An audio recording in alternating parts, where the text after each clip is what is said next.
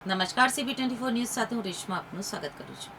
અમદાવાદ શહેરને ફાટક મુક્ત બનાવવાના અભિયાન અંતર્ગત રેલવે પ્રશાસન અને અમદાવાદ મ્યુનિસિપલ કોર્પોરેશન દ્વારા સંયુક્ત રીતે ઓવરબ્રિજ અને અંડરબ્રિજ બનાવવાની કામગીરી તેજ કરવામાં આવી છે. સૂત્રો પાસેથી મળતી માહિતી મુજબ મણિનગર દક્ષિણી રેલવે ફાટક ઉપર ઓવરબ્રિજ બનાવવા માટે રેલવે વિભાગ દ્વારા એક એજન્સી પાસે ડિઝાઇન તૈયાર કરાવવામાં આવી છે. આ પ્રોજેક્ટ અંદાજિત ₹100 કરોડના ખર્ચે સાકાર થશે.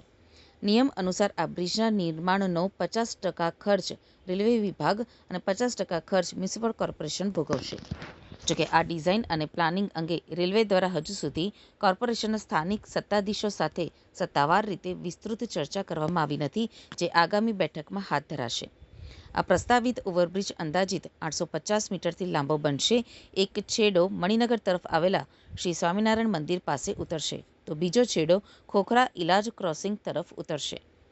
બ્રિજના નિર્માણમાં સૌથી મોટો પડકાર રોડની પહોળાઈનો છે. મણિનગર તરફ હાલમાં 20 ફૂટનો રોડ ઉપલબ્ધ છે, પરંતુ ખોખરા ઇલાજ ક્રોસિંગ તરફ માત્ર 10 ફૂટનો જ રોડ હોવાના કારણે મોટા પાયે મિલકતો કપાતમાં જઈ રહી છે. પ્રારંભિક સર્વે અનુસાર કુલ 260 મિલકતો કપાતની ઝીંકમાં આવી રહી છે. આ કપાતમાં કેટલાક રહેણાંક ફ્લેટના આખા બ્લોક અથવા તો તેનો મોટો ભાગ કપાતમાં જઈ રહ્યો છે. આવી સ્થિતિમાં જો આખો ફ્લેટ તોડવો પડે તો અસરગ્રસ્ત પરિવારોને કેવી રીતે વૈકલ્પિક આવાસ કે રોકડ વળતર ચૂકવવું તે તંત્ર માટે મોટો પ્રશ્ન છે.